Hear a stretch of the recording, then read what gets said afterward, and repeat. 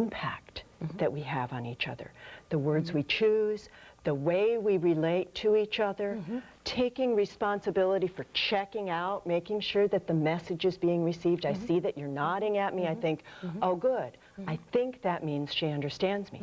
But if you're not nodding at me, then I need to take responsibility for following up. No, let's stop right there. There's a word you just used, and then I'll let you know whether I was, what my nodding. You're getting the same Exactly, thing. exactly. Good. The word responsibility. Big one, isn't it? A big word. We hear it all the time. Teenagers should take responsibility. Men should take responsibility. People should take responsibility. What does that word mean? Oh, well, to me it means probably 2 or 3 things. The first piece, I think, is when we take responsibility, we say, this is mine, I own it. This is me who said this or did this. Okay, so it means that whatever I said, whatever I did, I acknowledge it. I acknowledge it. I did it. I may not even have done it on purpose. You know, sometimes we slip. But if we say, I did it, rather than saying, you know, the dog ate my homework, or rather than saying, oh, it wasn't my fault, we're taking responsibility by acknowledging that we did or said or thought what we did or said or thought. I think the second piece about responsibility is this willingness to kind of check things out, to see what happens, to understand that there are consequences to what we say and do. And, you know, we all make mistakes. We all sometimes do things that we wish we had not done. But the responsible adult position then is to say, I'm sorry, that wasn't what I intended.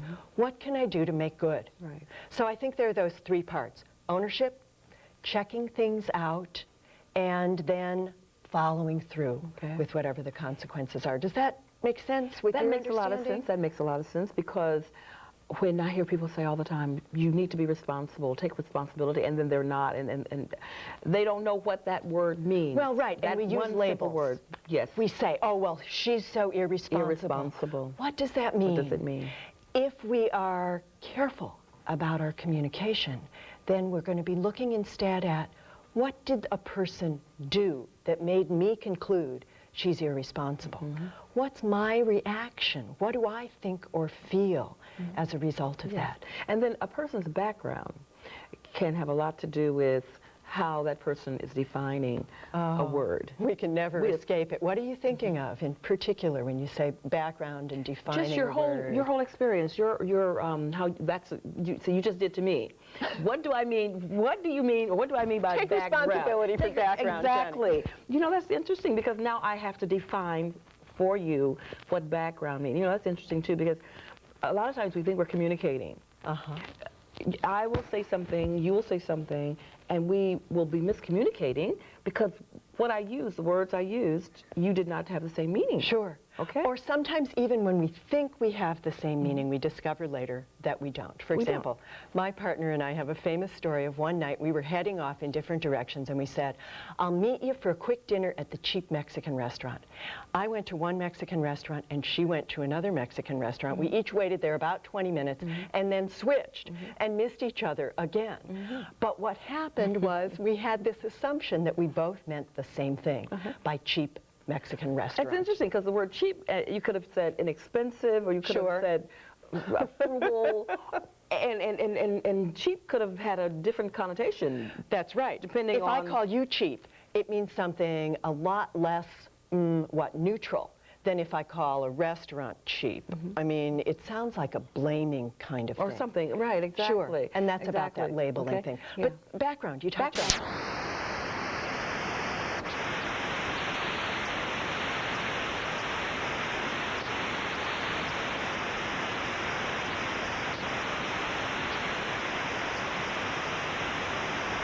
We're brought up, background. Good. It could be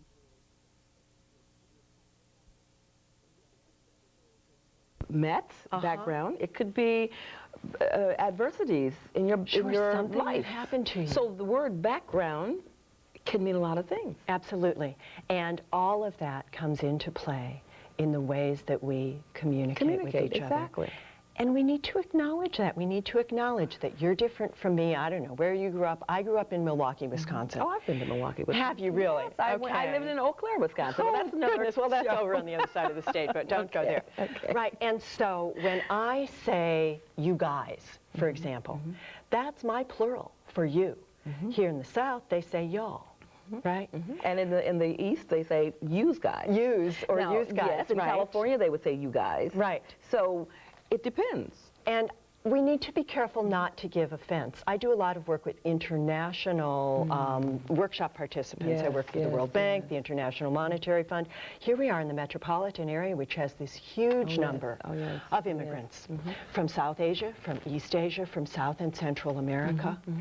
And when I'm working with an international audience in particular, I find myself saying you guys, and I almost always stop and say, I don't mean to offend. Okay. I need you to know that this is part of my cultural background.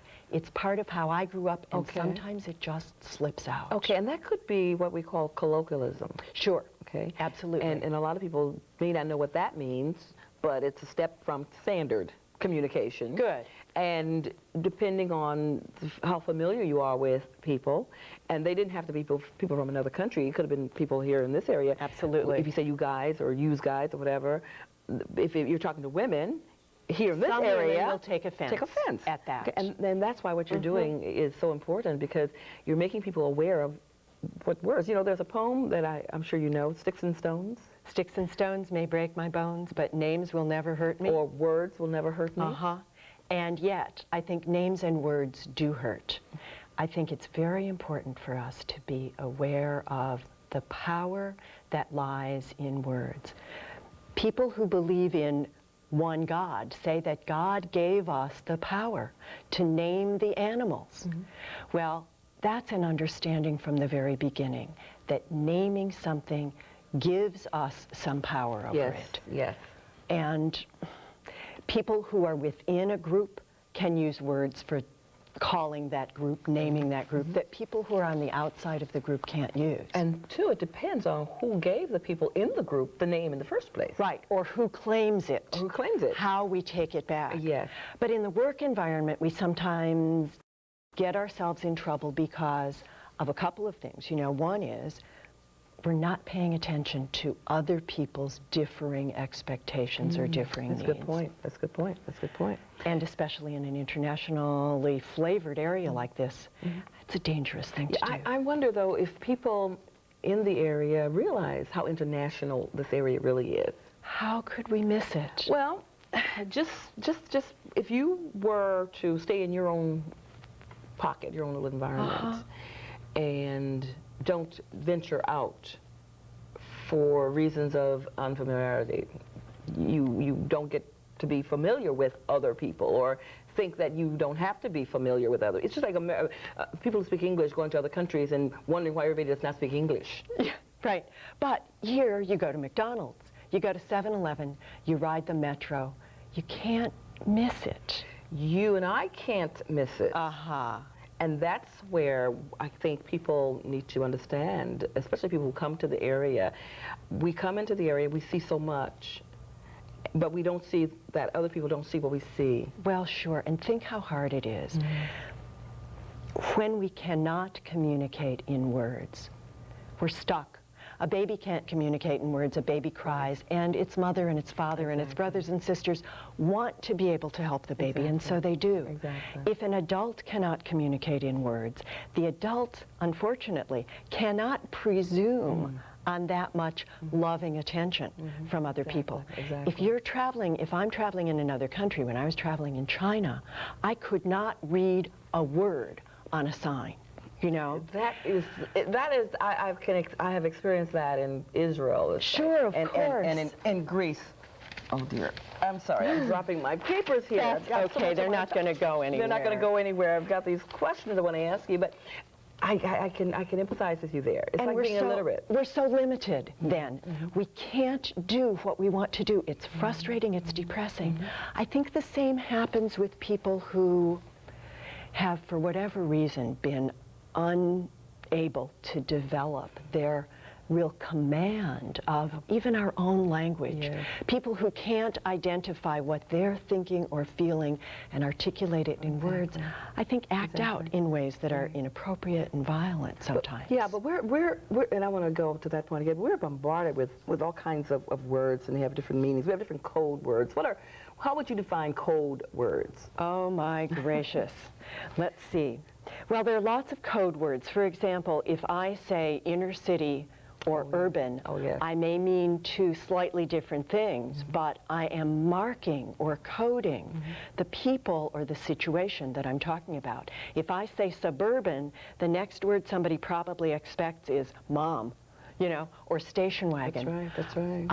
And I think sometimes we use those words in order to avoid using words that we know we're not supposed to say. How about words that enter into the vocabulary, new words, because they're always glass ceiling. That word was not always around. That word came in, what about the 80s? Oh, I think that's probably true, right. And we assume that everybody knows what a glass ceiling is. To express the notion that we can see what's above us, but we can't get up there. And I think it was first used for women and minorities in corporate settings. So there's a class, there's a class element to certain words, because a glass ceiling, if someone who's working at a fast food probably would not think of it as being a glass ceiling. Probably not. I think that probably does come into play more in the sort of middle class, upper middle class environments where we're talking more about sort of corporate settings. Although, you know, it may very well also be true that in, I don't mean to point a finger at any particular industry, but in a lot of industries, certain people are only allowed to progress to a certain level. Oh, we know that. That's right. Right. That's right. And they may not call it a glass ceiling, but that's part of what's going on, don't you think? Sometimes. I know. Believe me. Don't get us started on the lawsuits that have been filed. We only have half an hour. Also, a lot of our language is infused with sports words that relate to the sports world. For example, sports metaphors. For example, 3 strikes, you're out. Not nice. 3 strikes. We normally use that in baseball, plus with people going to jail. Yeah. Okay. So words like slam dunk. What does that mean? I'm not a big basketball fan. Yeah, but you knew it came from basketball. I did know that. Okay. Right. And if you slam I know dunk, it's something that I couldn't do. Okay, but if you slam dunk something, you get a really good big one fast. All right. Well, so right. Words like that. If people assume that we all know these words. Right. And we use them, we don't know. Okay, what is a Monday morning quarterback? What is that word? Okay, let's see. A Monday morning quarterback is somebody who, after the fact, it's kind of like hindsight is 20/20, right? What does that mean? Isn't it? That means afterwards, everything is clear. It's so much easier to criticize than to create, isn't it? Okay, but we use terms like that, thinking we all know. Sure. And thinking that we don't have to say what we really mean. It's lazy. It's easy. We all do it. But it's lazy. Let's stop a minute and think about, what are we trying to achieve? What's our goal? Who is our audience? What are they going to get out of it? What do they need? What do they want? Where are we going to go with it? Exactly. And then, what is the point that we're trying to make? What is our objective? And I think sometimes it's important to look at 2 aspects. One is the goal or the objective. What are we trying to achieve? And the other is, if my listener or my reader comes away with just one key idea, what would it be? I may, for example, want you, if you live in my neighborhood, I may want you to come to a neighborhood meeting to find out about the new construction at the hospital next door, whatever. But my point to you, my main message to you, may very well be slightly different from that. That's my goal. But my point to you may be, there's going to be a meeting at such and such a date, and it's important for all of us to make our voices heard. You know? And so what I say to you might be a little different from my exact goal. If I want you to give me money, I probably don't start out immediately by saying, please give me money. I start out by trying to establish a common bond. You know? And I think it's really important, both in our professional or personal communications, that we think about, why are we doing it? Yeah, you know, what you're doing with word tamers, that title fascinates me, because oftentimes people will say things that they don't mean, and if they have thought about it. And I'm sure when you're talking about communicating, you're not talking about just on the job. You're talking about in homes, you're talking about on the metro, you're talking about the words that you choose wherever you are. You're talking about people who work for corporate America, people who work for, well, McDonald's is corporate America, many of the fast food, that's corporate America. People who pass each other on the street. And in the work environment, the stakes are very high, because it has to do with our financial futures often, you know. In the personal environment, I think we sometimes overlook how high the stakes are. But what those stakes have to do with is the health of our hearts, our souls, the world we live in. And, you know, like Rodney King said, can't we all just get along, right? And yet, what better wish could there be? And part of it, I think, is being careful about how we address each other, what we ask of each other, and how we acknowledge what's going on with us, you know? Yes, I know. And many people will say, well, this is the way I am. This is what I say. This is me. Oh, it doesn't mean anything. I didn't mean anything by it, by calling you stupid. Right. Yeah, that's a word that can... And that's fine. But taking responsibility, to go back to our earlier conversation, I think means acknowledging that other people don't always hear us exactly the way we thought we were being heard. And so I know that I'm very task-oriented, and I sometimes in a meeting or an encounter with somebody kind of go right to the point of it, you're to the very goal, direct. really right in there. Yes, yes. I don't mess around. And a lot of times that works, and sometimes it gives people a problem. They think I'm cold, I'm aloof, I'm bossy.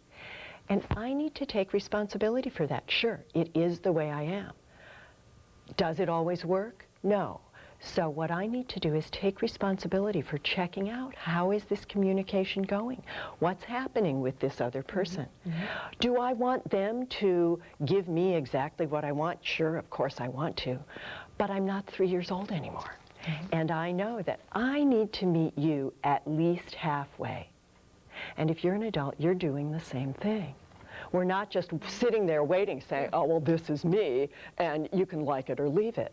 That's not the way adult interactions work. Exactly. And now you brought up a very interesting point that I have tried to get across. Now, let's say you are a very direct person. You go directly to the point. What if you're talking to someone who's an indirect listener? Now, does that mean that you are going to change? If I'm smart. If you're smart. You bet. Absolutely.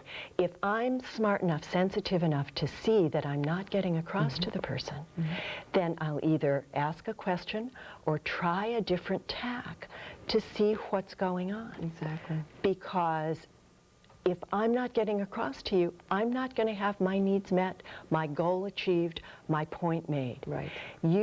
If it's you, Johnnie, you'll be clear enough with me to let me know. Some people aren't. Sometimes as the outgoing communicator, I need to do a little extra work to make sure that somebody who's quiet or, you know, talking around a point is, or sort of listening around the point is what I really mean to say, is someone I can bring in to my communication.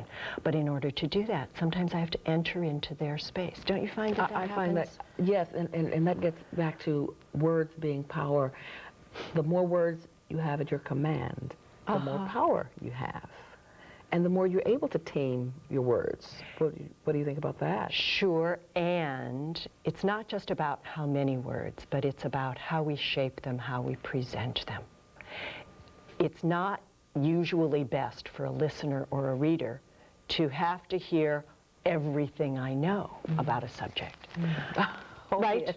I'm right. I have that fault. I wanted everything. Yes, but we as the speaker or as the writer need to ask the question, what difference does this make to my reader, to my listener? Exactly. What do they want to know? Yes, yes. Well, tell us a little something about your book here, Designing Powerful Training. Does it have to do with anything? Well, actually, this is a book that I came into because of my experience working with words. And with training and consulting. Most of what I do is workshops in business settings to help people improve their job performance by improving their writing or their editing or their public speaking.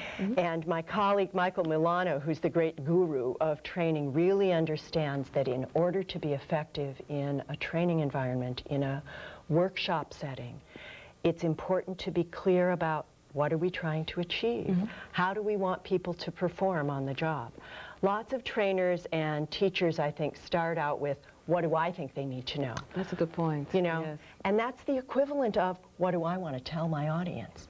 No, let's start with, what do they think they need to know? What do their bosses think they need to know?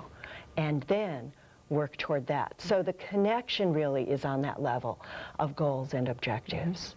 Okay, how do we get people to want to increase their word power, let's say? I mean, yes, you answered that. I won't Good. Yes. Sure, well, hey, you're welcome. Part of what I always say to people is that words are power, and we can take charge of them in order to make the world the kind of place we want it to be. Well, I am an eternal optimist, and I essentially believe that most people want to be able to make a difference in the world. We can give people examples, we can offer people opportunities, we can teach people through example and through interactive experience. What happens when you're really listened to? What happens when you shape a message so that it is direct and clear and to the point? You know, I really wish we had more time to talk about the power the media has, and the power the media has in getting, I should say, the power the media have. There's that plural. You bet. There's that plural. I have to remember that. In putting words before audiences, and audiences take these words. There's such power there. Well, and sometimes I think we're overwhelmed by words. There's so much around us, and you know, there are more words put out every year than there were for the first 9 million years of history, all of that. But the careful communicator shapes a communication, chooses what pieces to highlight, what pieces will make a difference. I think sometimes the media fail to do that. We're so inundated. The best of the communicators take that responsibility again. Yes, but you believe anybody can improve their word power? Oh, absolutely. And again, it's not just about vocabulary. It's not just about having more words. It's about looking to make a difference. It's about making decisions and taking action. That's a good point. That's a good point. We have a few more seconds here, but I want to really thank you. Oh, thank you. What a for being treat. here. This is just great. I love words. I can tell that you do. I love words. I could read a dictionary. I could just, and sometimes I'm looking a word up in the dictionary. I will just look up 3 or 4 different words. Oh, right. From one You word. can get kind of lost in the dictionary. Yes. Well, I'm really happy you've been able to be with us here on Metro Voices. The pleasure is mine. And really, we hope you can come back again and just get with these words. And it's so important that that listeners and just that people understand what power words can have. Negative words, positive words. And there you have words that can be negative, can be positive, or whatever. That's right. But take charge and make your words do what you want them to do. Be responsible. There we go again. Be responsible for the words that come out of your mouth, because once they come out, What? They're out there. They're out there. They're out there for the rest of eternity. Yeah, and that's very important. I don't think people understand that. Think again. You know, think twice. All of us. And that's what happens when you're talking, you're thinking, and it's a wonderful thing that people do when they're communicating, and I'm really happy that you are here to tell us about that, okay? Think of all the words we had tonight. Thank you. Thanks again.